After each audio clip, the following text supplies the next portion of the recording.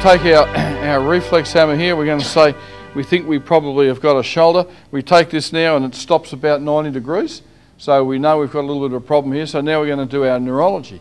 So we take a hold of this. There's the Shimizu reflex. Boom. Oh, there's one of those. Okay. We now go to the front and do this. No response. We now go to the back and do this. And there's a nice little reflex. Where's the problem? Glenohumeral. What are we doing here? Might as well go home. Nice and easy, eh?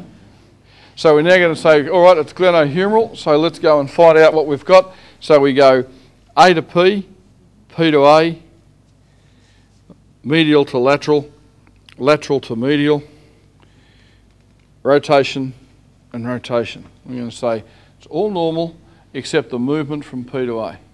So we have a posterior.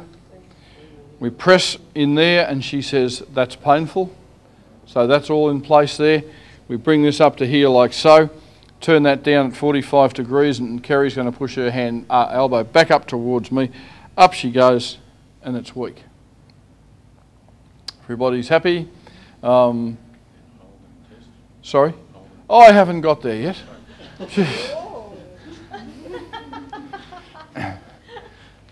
These guys from the Murray River here, you know, the Murray River's dried up and they've gone crackers. That's the problem.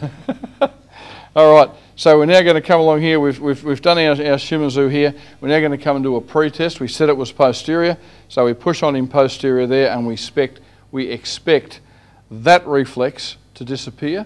We expect that reflex to reappear. Okay? And that's all there is to it. It's simple, isn't it? It all stems from that basic three: lateral flexion, gross rotation, abduction. Everything flows from there.